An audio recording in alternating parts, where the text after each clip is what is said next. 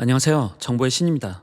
해운대에 들어선 100층이 넘는 초고층 건물 LCT에 가본 적 있으신가요?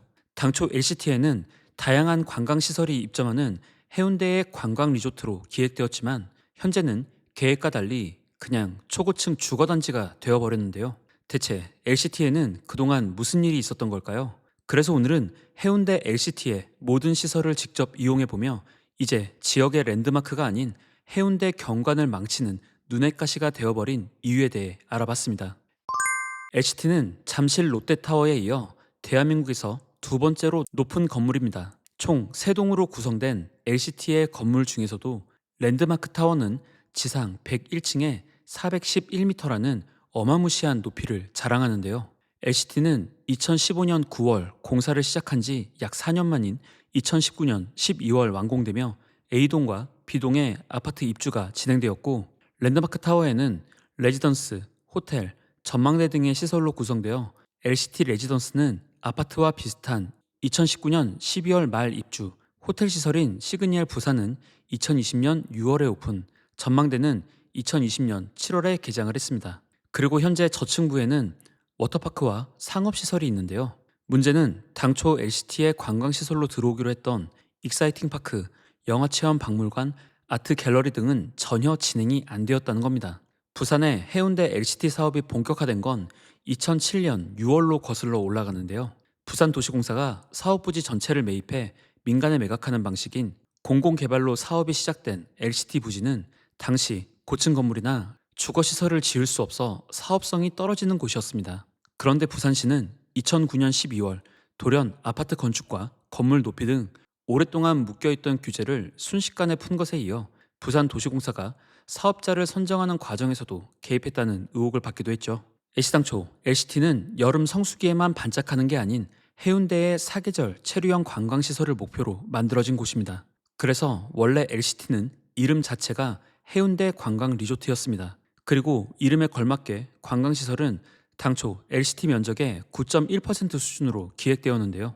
하지만 앞서 말씀드린 관광 핵심 시설들이 개장하지 않은 상황에서 부산도시공사는 이곳의 관광시설 개장을 주관하는 민간 사업자인 LCT PFV가 사계절 관광 컨셉 시설과 관련된 협약을 이행하지 않았다며 이행보증금 110억 원을 회수하고 협약 해지를 통보한 뒤에는 나몰라라 하는 상황입니다.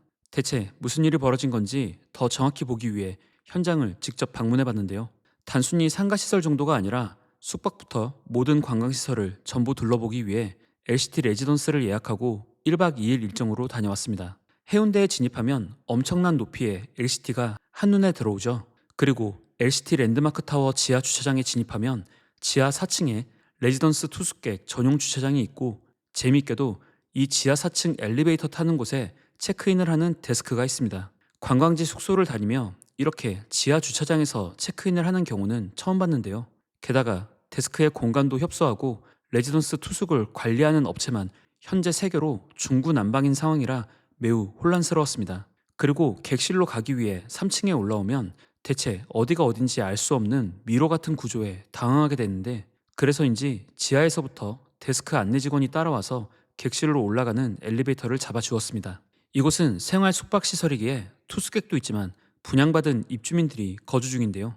LCT 입주시설 종류는 크게 주거시설과 관광지원시설로 나눠지는 상황에서 관광지원시설 중 생활형 숙박시설로 불리는 레지던스 호텔과 관광호텔이 총 36.2%의 면적을 차지합니다. 그런데 레지던스 중 561개 실 중 70%가 넘는 400개 실은 숙박이 아니라 주거용으로 사용되며, 실제 LCT 전체의 27.9% 비중을 차지하는 레지던스에서 호텔의 기능을 하는 호실은 전체 면적의 8% 정도에 불과하다는 건데요. 그래서인지 3층 로비에는 여기는 입주민 전용 데스크이니 호텔 문의를 하지 말라고 적혀 있습니다.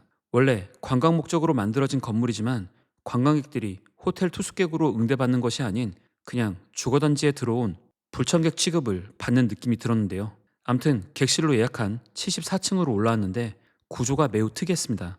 각 호실마다 전용 입구가 따로 있었고 곳곳이 방화 철문으로 막혀 있어서 호실마다 독립적인 형태를 보였는데, 이곳은 50평 오션 주니어 스위트부터 90평 펜트하우스까지 총 7가지 타입이 존재했고요. 저는 오션 주니어 스위트를 4월 주말 기준 1박에 45만 원으로 이용했습니다. 이게 성수기에는 최대 82만 원까지 가격이 상승한다고 하니 참고해 주시고요. 그래도 객실 안으로 들어오니 탁 트인 바다가 한눈에 들어오는 전망에 대부분 시설이 빌트인 되어 있고 취사도 가능해 가족 단위로 놀러 오기 좋게 해놨다는 생각이 들었습니다. 짐을 풀고 해가 질 무렵에 석양을 보러 관광객들이 많이 찾는다는 전망대로 이동해 봤는데요. 레지던스에서 상가인 LCT몰로 실내에서 이동하는 통로가 없어서 외부로 나와 걸어가야 했는데 상가로 가는 길에 이 랜드마크 타워의 3층부터 19층을 사용하며 롯데가 운영하는 호텔인 시그니엘 부산 로비가 보여서 들어가 봤습니다. 5성급 호텔 로비답게 같은 건물인데도 분위기가 많이 달랐는데요. 가격도 레지던스와 비슷하던데 다음에 만약 이곳에 올 일이 있다면 호텔로 와야겠다는 생각이 들었습니다. LCT 몰로 들어가서 전망대인 엑스터 스카이로 가는 길을 찾았는데 아무리 봐도 안내 표지를 찾을 수가 없어서 병원과 워터파크 가는 길이 바닥에 이런 식으로 안내 화살표가 되어 있는 것과 매우 대비되었습니다. 결국 해운대 해변가로 나와 걷다가 건물 가장 우측편에 있는 전망대 입구를 찾을 수가 있었습니다. 전망대 이용 가격은 성인 27,000원, 소인 24,000원으로 되어 있었지만 비수기라 그런지 성인 17,600원, 소인 15,600원으로 할인받아 입장할 수 있었는데요. 전망대 운영 방식은 와보신 분이라면 아시겠지만 잠실 롯데월드 타워 전망대 운영과 매우 유사했습니다. 48초 만에 1층에서 100층으로 올라가는 엘리베이터로 도착한 전망대에는 생각보다 사람이 별로 없었는데 금요일 저녁 시간이었지만 외국인들만 조금 있는 상황에서 약 20-30명 정도가 석양을 배경으로 사진을 찍는 중이었고요.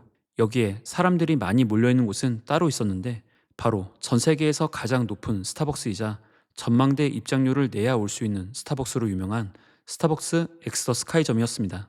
하지만 지점의 크기가 큰 편은 아니어서 아래층에 만들어진 휴게 공간으로도 사람들이 앉아있는 모습이었는데요. 그래도 이곳은 원래 계획대로 만들어진 LCT의 몇 안 되는 관광시설 중 하나입니다.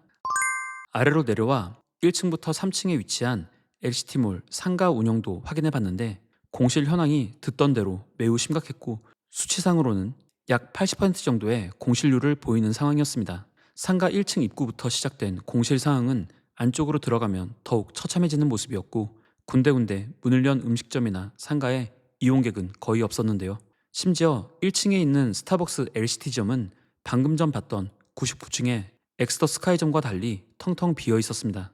2층에는 병원과 부동산들의 시설이 조금 보였지만 안쪽으로 들어가면 불도 꺼진 어두컴컴한 상태여서 무서울 정도였고 감히 말씀드리건대 제가 최근에 콘텐츠 촬영을 위해 다녀본 상가 중에 최악의 공실 상황이었습니다. 3층에도 레지던스와 호텔 이용객이 상가를 이용하기 위해 들어오는 입구 쪽에 편의점과 마트가 존재할 뿐 안쪽의 공실 상황은 마찬가지였고 관광시설은 전혀 없이 상업시설만 군데군데 보였는데요. 사실 이곳 저층부 상가는 2019년 10월 스타필드 시티를 유치하려고 신세계와 협약을 맺기도 했었습니다. 그러나 2020년 3월 LCT 시행사가 스타필드 시티 면적을 계약 면적의 60%로 줄이고 전대차를 해주지 않겠다고 입장을 바꾸며 입점 계획은 백지화되었는데요.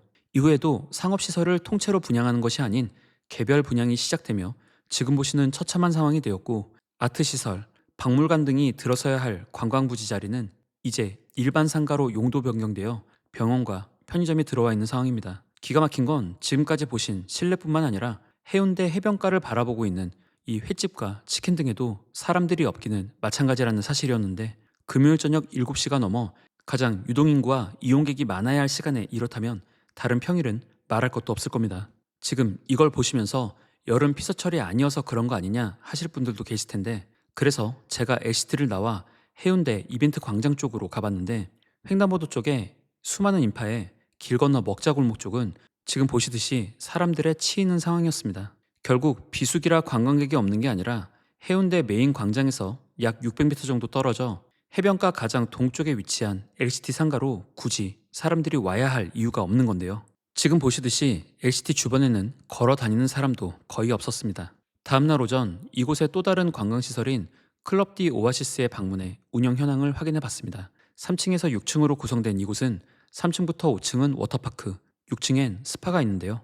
이곳 역시 정가는 워터파크와 스파를 모두 이용하는 통합권 기준 성인 54,000원, 소인 42,000원이었지만 할인이 진행되며 실제 성인 35,800원, 소인은 26,400원으로 입장할 수 있었습니다. 5층에 위치한 매표소와 타리스를 지나 클럽 디 오아시스에 입장하니 아이들만 잔뜩 보였는데 확인해보니 태권도장에서 온 단체였고요. 그 외에도 대부분 어린 유초등생 정도를 동반한 3, 4인 가족들만 조금 있었고 젊은 커플 이용객은 좀처럼 보기 어려웠습니다. 이곳도 사실 오픈까지 우여곡절이 상당히 많았던 곳인데 대출금을 갚지 못해 공매 위기까지 갔었지만 현재 운영사인 주식회사 이도에 820억 원의 금액에 매각하며 2023년 7월이 되어서야 뒤늦게 오픈을 했습니다. 그런데 와보신 분들은 아시겠지만 공간도 생각보다 작고 성인들이 실내에서 이용할 만한 시설은 바데풀 정도밖에 없었습니다. 파도풀은 어린이용에 가깝고 수중 모험 놀이존도 어린이 전용이어서 전반적으로 성인들이 놀만한 공간이 부족했는데요. 야외 인피니티 풀은 오전엔 운영을 안 하고 정오부터 열었었는데 해운대 해변이 보이는 배경이 나름 멋있었지만 그 외에 야외 시설은 아직 성수기가 아니어서인지 출입 금지가 대부분 붙어 있었고요. 다시 실내로 들어와 워터 슬라이드를 한번 타봤는데 이건 생각보다 코스가 길어서 재미있었습니다. 뭐 오래 놀고 싶어도 별로 놀거리가 없어서 점심이나 먹을까 싶어 식당에 가봤는데 한참 점심 먹을 시간에 식당에 사람도 없었는데요. 단체로 태권도장에서 온 어린이들 외에 사실 토요일 주말인데도 이용객이 별로 없었으니 어찌 보면 당연한 상황이겠죠. 이곳 식당의 메뉴 중에 딱히 먹고 싶은 게 없어서 6층 찜질방으로 이동해 식당을 이용했는데 여기는 아예 손님이 한 명도 없었습니다. 그나마 밥을 먹다 보니 2테이블 정도 손님이 추가로 들어왔는데요. 이래서 이게 운영이 될 수 있나 싶은 상황이었습니다. 식사 후 찜질방 시설을 쭉 둘러봤는데 역시 주말치고 한가한 상황에서 바닷가가 보이는 창가의 안마의자 등에만 사람들이 조금 있었고 특이한 건 개인 찜질실인 면역 공방이란 곳이 있었다는 건데 마치 돌침대 같은 모습에 연세가 많으신 분들께서 주로 이용하시는 모습이었습니다. 이렇게 전망대와 워터파크까지 살펴봤는데요. 이게 원래 계획대로 들어온 LCT 관광시설의 전부입니다. 전망대야 한번 와보면 자주 방문할 일이 별로 없는 곳이고 워터파크는 기대보다 못한 시설과 비싼 요금 때문에 단체 할인 등으로 이용하는 수요 외에는 방문이 떨어지는 것으로 보였는데요. 예정되었던 관광시설들이 들어오지 않으면서 막상 이곳에 와도 할 게 별로 없고 관광 리조트라고 보기에는 어렵다는 게 팩트였습니다. 좀 더 솔직히 표현하면 주거하는 입주민들이 이용하는 생활 편의시설 정도만 있는 초고층 주상복합 아파트 같았는데요. LCT 레지던스의 분양가를 확인해보니 타입별로 최소 14억 원 수준부터 최대 30억 원에 육박하는 가격이었고 주거동의 아파트 분양가는 더욱 비쌌는데 2015년 분양 당시 97평형 펜트하우스의 분양가는 67억 6천만 원으로 평당 7천만 원에 달해 당시 국내 아파트 가운데 사상 최고가를 기록했었습니다. 그리고 LCT의 분양 수익은 4조 5천억 원에 달했다고 하네요. 현재 유력 정치인들도 이곳에 많이 거주 중인 상황에서 정치권과 연계된 비리의 온상이라는 의혹만 가득한 LCT인데 앞서 말씀드렸듯이 부산도시공사는 이행보증금 110억 원을 회수하며 이제 LCT의 관광시설 입점을 강제할 권한도 함께 사라졌습니다. 희대의 사기라는 이야기까지 나오는 LCT에 직접 방문해본 결과 해운대에 이런 대형 건물을 지어 천문학적인 분양 수익을 거두고도 이런 식으로 운영되고 있다는 사실이 믿기지가 않았는데요. 더 처참한 건 앞으로 개선될 가능성도 없고 그럴 의지도 없어 보인다는 사실이었습니다. 오늘 영상도 유익하셨다면 구독, 좋아요, 알림 설정, 댓글로 응원 부탁드리고요. 저는 다음 영상으로 다시 찾아뵙겠습니다. 오늘도 시청해주셔서 감사합니다.